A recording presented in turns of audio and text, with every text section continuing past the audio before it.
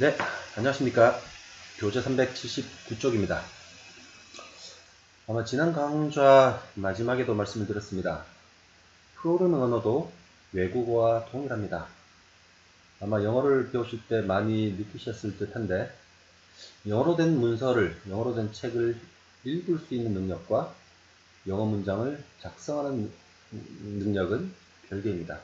물론 어느 정도 관련은 있지만 아주 다른 일입니다. 프로그래밍도 똑같습니다. 다른 사람이 작성한 코드를 읽을 수 있는, 이해하는 능력과 자신의 생각을 프롬 코드로 작성하는 능력은 별개입니다. 따라서 좋은 프로그래머가 되려면 많은 시간을 들여서 직접 스스로 코딩을 해보시는 방법이 가장 좋은 방법입니다.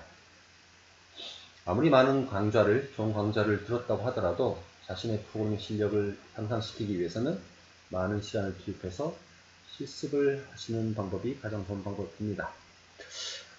네, 479쪽부터 설명을 드릴 텐데요. 지금부터는 포인터 변수라는 것을 배워보도록 하겠습니다. 이제까지 강의에서 여러 번에 걸쳐서 포인터, 주소, 어드레스, 레퍼런스 이런 이야기 많이 했었는데요. C를 배우시는 많은 분들이 힘들어하는 부분이 포인터 변수입니다. 그만큼 파워풀하기 때문입니다. 다양한 방법으로 사용할 수 있기 때문에 힘든 건데, 그 기본 원리를 정확히 아시면 그래도 그 어려움을 극복할 수 있으리라고 생각이 듭니다. 그래서 오늘부터 포인터 변수를 배워보도록 하겠습니다. 네, C언의 80%가량을 배웠습니다. 이제 남은 부분은 포인터 변수입니다. 물론 그 이외에도 포인터 변수나 또는 복합자료형, 구조체나 유니언 등의 복합자료형, 파일 입출력 등등 몇 가지 세부사항이 남아있기는 합니다. 근데 그 지금까지에서 남아있는 것 중에 가장 중요한 부분이 바로 포인터 변수입니다. 포인터 그러면 가리키다 이런 느낌이 나죠? 포인터의 정의를 한번 보겠습니다. 정의를 보시면 포인터는 어떤 값의 주소를 가리키는 값이다 라는 겁니다. 그렇죠? 그래서 간단히 보시면 포인터는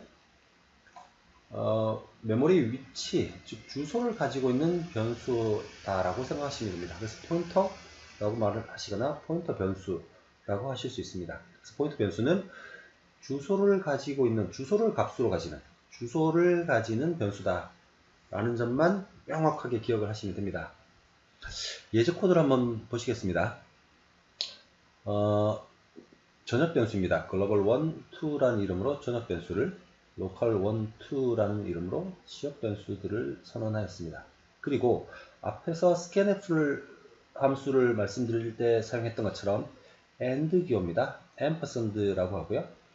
해당하는 어떤 변수에 ampersand 붙이면 해당하는 변수의 주소값을 의미하게 됩니다. 그리고 그 해당하는 주소값은 %p로 출력합니다. %p라는 포맷 문자는 주소값을 출력합니다. %p는 그렇게 생각하시면 됩니다. 주소가 음수 주소가 나올 수는 없죠. 그래서 unsigned int라고 생각을 하시면 됩니다. 그래서 각각의 주소를 글로벌 변수 2개와 지역 변수 2개의 주소를 출력해 보면 이렇게 보입니다. 전역 변수를 순차적으로 선언했으니까 아마 인접한 곳에 위치를 하고 있겠죠. 또한 지역 변수도 순차적으로 선언했으니까 순차적으로 주소가 배정이 될 텐데, 지역 변수와 즉 전역 변수와 지역 변수는 주소 공간이 확연하게 달라 보입니다. 앞에서 다양한 변수들이 프로그램에 어떻게 위치하는지 프로그램의 메모리 맵을 설명드릴 때 전역 변수와 지역 변수가 차지하는 위치가 다르다는 걸 말씀드렸습니다. 그래서 전역 변수는 데이터 섹션에, 지역 변수는 스택 섹션에 위치된다고 말씀을 드렸고요. 보시면 첫 번째 주소와 두 번째 주소가 4만큼 차이가 납니다. 이게 C, D, E, F, 제로죠. 동일하게 지역 변수도 4만큼 차이가 납니다. 그런데 지역 변수는 주소가 커지고 스택에 사용되는 전역 변수는 커지고 스택에 저장되는 지역 변수는 숫자가 작아지는군요. 그래서 스택의 위치가 어디에 사용되는지에 따라 좀 다릅니다. 예, 이 포인터라는 거 설명드리기 전에 이제 주소라는 것을 설명을 드리는 코드입니다. 다음 페이지에서 한 번 더 보겠습니다. 별표 연산자입니다. 별표가 가감승제, 연산자에서는 곱셈 연산을 의미했죠. 그런데 다른 상황에서는 간접 참조 연산자라는 이름으로 쓰입니다. 영어로 indirection operator라고 합니다. 간접 참조라는 것은 주소를 통해서 간접적으로 참조한다라는 의미입니다. 코드를 보시면 이 줄이 중요합니다. i라는 변수를 선언하고 10으로 초기화를 하고요. 이 부분을 보시면 괄호가 있으니까 괄호가 먼저 연산되겠죠. 그래서 i라는 변수의 주소값이 별표는 가리키는 변수 이런 의미입니다. 그래서 앰프슨을 붙이면 그 놈의 주소가 되고요. 그 별표는 그 주소의 내용물을 의미합니다. 그래서 이 문장은 i는 100이라는 문장과 동일한 효과입니다. 별표라는 간접 참조 연산자의 활용법을 위해서 설명을 드린 겁니다. 그래서 i라는 변수가 가리키는 곳의 내용물이라는 뜻입니다. 중간에 괄호를 하는 이유는 별표 연산자와 앰프슨 연산자의 우선순위를 명확히 하기 위해서 붙인 기호입니다. 그래서 별표가 간접 참조 연산자라는 사실을 기억하시고요. 이제 포인트 변수. 포인트 변수도 변수이니까 선언이 필요합니다. 그래서 포인트 변수의 선언 방법을 보겠습니다. 이 세 줄은 다 동일한 내용입니다. 그래서 빈칸을 어디에 두든지 상관없습니다. 일반적으로 이렇게 빈칸을 띄어서 많이 쓰고요. 저는 위와 같은 양식을 선호합니다. 그래서 각자 원하시는 방법으로 포인트 변수를 선언해서 사용하시면 됩니다. 똑같이 포인트 변수도 변수니까 포인트 변수를 선언하면서 초기화를 같이 할 수 있습니다. p라는 포인트 변수를 선언하고 그놈을 i라는 변수의 주소를 대입합니다. 다시 한번 강조합니다. 포인트 변수는 주소를 기억하는 변수입니다. 이렇게 하려면 이 포인트 변수를 선언하기 전에 앞에 int i라고 먼저 해당하는 i라는 변수를 선언을 해야겠죠. 예. 또는 변수를 선언하고 향후에 해당하는 변수의 주소를 대입할 수도 있습니다. 이건 뭐 일반적인 변수와 똑같습니다. 하지만 포인트 변수는 주소를 저장하는 변수다라는 점만 다를 뿐입니다. 이제 포인트 변수의 예를 좀 보겠습니다. i라는 변수를 선언하고 초기화를 하고요. p라는 이름으로 포인트 변수를 선언합니다. 여기서 말씀을 드릴 것은 p라는 포인트 변수는 정수형 변수를 가리키는 포인트 변수라는 뜻입니다. 그래서 정수형 변수의 주소를 포인트 변수에 담을 수 있습니다.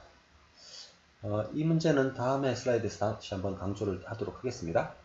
그랬을 때 별표 p라고 보죠. 이 별표는 이때는 곱셈이 아니고 간접 참조 연산자입니다. 그래서 p라는 포인터 변수가 가리키는 내용물이라는 뜻입니다. 그래서 별표 p를 출력하면 p라는 포인트 변수는 i의 주소를 가리키죠. i 값이 되어버립니다. 100이 되죠. %p 하면 i의 값이 됩니다. 이때 여기서 i를 200으로 대입을 하면 p가 가리키는 곳의 내용물이 값이 바뀐 거죠. 그래서 200이 출력됩니다. 동일하게 포인트 변수의 내용물 별표 p에 300을 대입하면 i 값도 당연히 300으로 바뀝니다. 신기하죠? 즉 i라는 변수의 주소를 p에 담고 있으니까 p의 내용물, 별표 p의 값을 바꾸면 당연히 원래 i 변수의 값도 바뀌게 됩니다.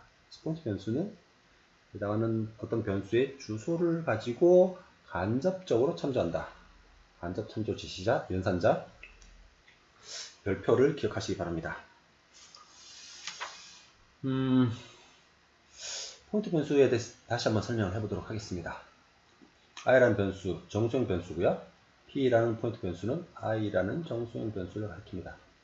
여기서 i의 주소와 p의 주소를 한번 출력해 보겠습니다. p라는 것도 포인트 변수니까 그 변수가 위치한 곳에 주소가 있겠죠. 그래서 보시면 i의 주소값과 p 값이 같습니다. 즉 p는 i의 주소를 가진다라는 걸 알 수 있습니다. 그렇지만 p의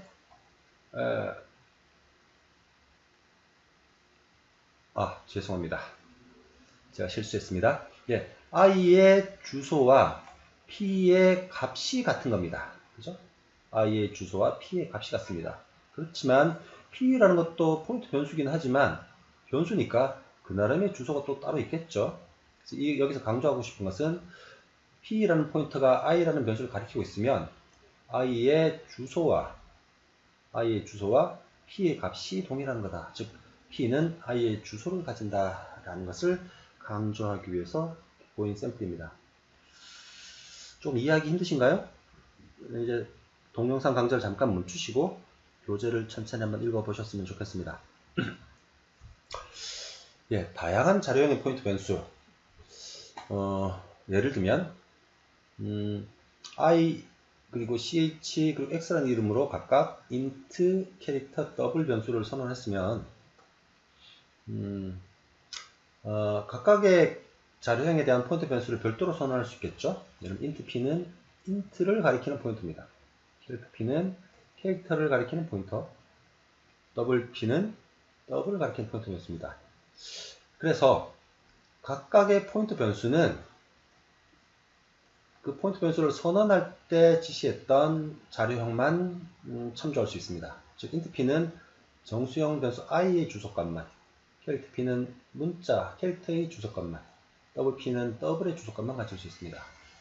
그렇지 않으면 엉뚱한 결과가 나옵니다. 그래서 포인트 변수는 자기가 선언될 때 가리키고자 했던 자료형의 변수만 가리킬 수 있습니다. 결과를 보시면 지금 i는 지금 10이죠. i를 일증가시키면 그리고 나서 int p의 내용물을 출력하면 11이 됩니다.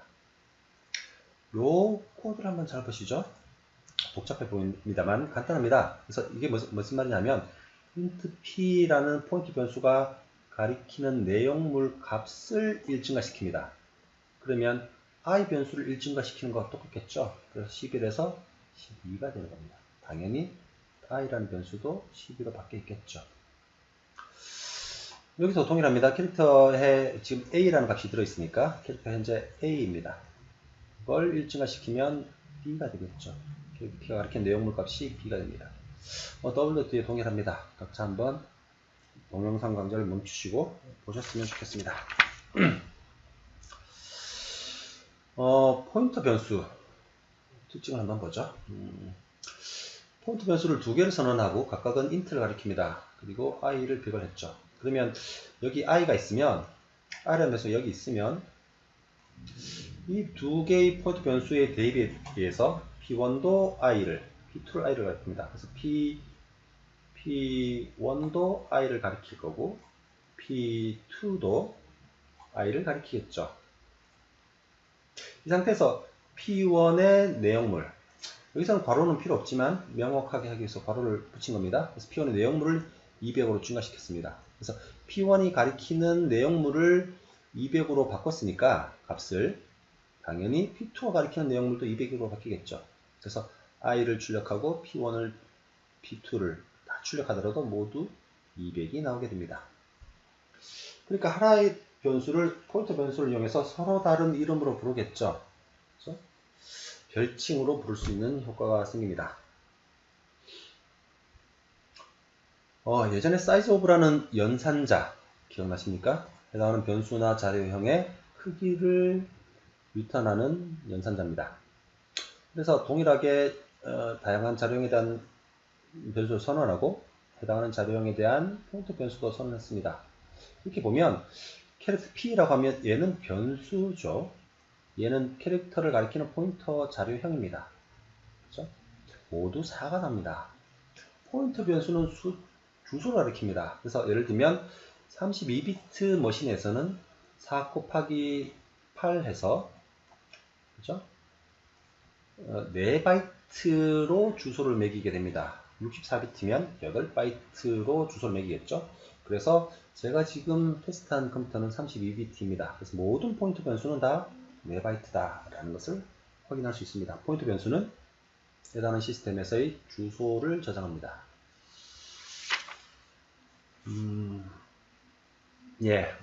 아까 말씀드린 것처럼 캐릭터 포인터, 인트 포인트 뭐 상관없습니다. 어떤 자료형을 가리키는 포인터든지 포인터 변수는 모두 4바이트입니다. 그죠? 해당하는 자료형이 가리키는 자료형이 1바이트이든 4바이트이든 8바이트든 상관없이 포인터 변수는 모두 4바이트입니다. 32비트 머신에서는 주소가 4바이트, 64비트는 8바이트가 되겠죠. 이제 포인터 변수를 쓸 때의 주의사항입니다. 포인터 변수를 쓰면 잘못 쓰면 여러가지 문제가 발생할 수 있습니다. 그래서 주의사항을 염두에 두시기 바랍니다. 보시면 i는 int 변수인데 p는 더블을 가리킬 포인터 변수입니다. 근데 거기에 인티저의 주소를 넣었죠. 이렇게 되면 p가 가리킨 내용물 값을 출력해 보더라도 실제는 100이 출력되어야 되는데 엉뚱한 값이 출력됩니다. 포인트 변수는 동일한 자료형만 가리킬 수가 있는 겁니다. 그래서 더블 포인터는 더블 값만 가르칠 수 있는 겁니다. 그에 대한 사항은 차차 설명을 드리겠습니다. 당연히 이유가 있습니다. 근데 그 이유를 차차 설명을 드리도록 하겠습니다. 이것도 한번 보시죠. p라는 포인터 변수를 선언합니다. 얘는 p라는 포인터 변수를 만든 거지 p가 무엇을 가리키는지는 명시가 안 됐죠. 그런데 이렇게 p가 가리키는 곳에 300을 대입하라고 하면 컴파일 타임에 에러가 납니다. 그래서 uninitialize local variable p라는 말이죠. 그래서 포인터 변수 p가 초기화되지 않았다는 걸 봅니다. 당연히 포인터 변수면 어떤 놈을 가리키고 있어야 되는데 가리키는 대상이 아직 확정되지 않은 거죠. 실제로 이렇게 짧은 코드에서는 이런 게 명확하게 보이는데 코드가 길어지면 이런 실수를 곧잘 하게 됩니다. 주의하시기 바랍니다. 오늘의 슬라이드의 마지막입니다. 그래서 현재 포인터 변수를 선언하면서 아무것도 가리키고 있지 않으면 null이라고 대입하면 현재 이 포인터는 아무것도 가리키고 있지 않다라는 것을 의미합니다. 그래서 포인터 변수의 초기화라고 생각을 하시면 됩니다. 이렇게 해주시면 안전합니다.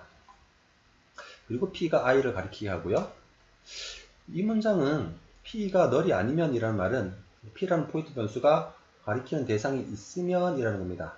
그래서 앞 슬라이드에 보셨던 실수를 방지하기 위해서 이렇게 체크를 하시고 대입을 하시면 보다 안전한 코드가 되겠죠. 이 두 부분은 동일합니다. 그래서 그냥 p라고 쓰면 p가 null이 아니면 이런 뜻이겠죠. 그렇죠? 포인터 변수를 설명을 드렸습니다.